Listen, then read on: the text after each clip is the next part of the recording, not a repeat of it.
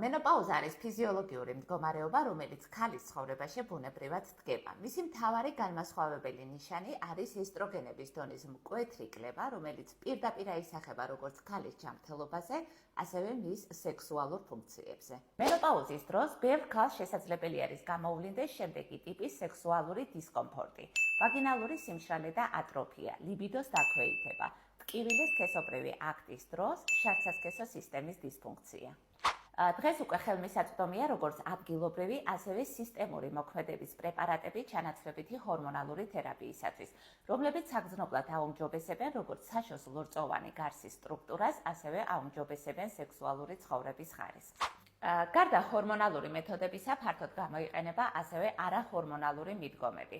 მათგან არაინვაზიური მეთოდებიდან აღსანიშნავი არის ლუბრიკანტები და საშოს კედლების ლაზერული გაახალგაზრდავება, ხოლო მცირე ინვაზიური პროცედურებიდან აღსანიშნავია PRP თერაპია, ანუ პაციენტის პლაზმით საშოს კედლების გაახალგაზრდავება ან ეგზოსომური თერაპია.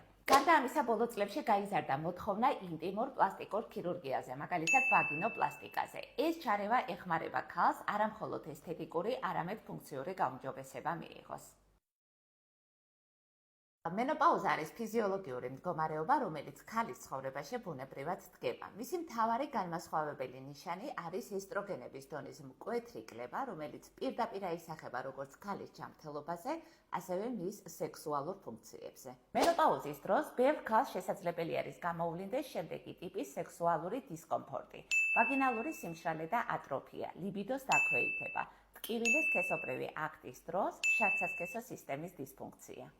დღეს უკვე ხელმისაწვდომია როგორც ადგილობრივი, ასევე სისტემური მოქმედების პრეპარატები ჩანაცვლებითი ჰორმონალური თერაპიისათვის, რომლებიც საგრძნობლად აუმჯობესებენ როგორც საშოს ლორწოვანი გარსის სტრუქტურას, ასევე აუმჯობესებენ სექსუალური ცხოვრების ხარისხს.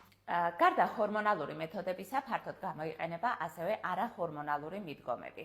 მათგან არაინვაზიური მეთოდებიდან აღსანიშნავი არის ლუბრიკანტები და საშოს კედლების ლაზერული გაახალგაზრდავება, ხოლო მცირე ინვაზიური პროცედურებიდან აღსანიშნავია PRP თერაპია, ანუ პაციენტის პლაზმით საშოს კედლების გაახალგაზრდავება ან ეგზოსომური თერაპია. გარდა ამისა, ბოლო წლებში გაიზარდა მოთხოვნა ინტიმურ პლასტიკურ ქირურგიაზე, მაგალითად ვაგინოპლასტიკაზე. ეს ჩარევა ეხმარება ქალს არა მხოლოდ ესთეტიკური, არამედ ფუნქციური გაუმჯობესება მიიღოს.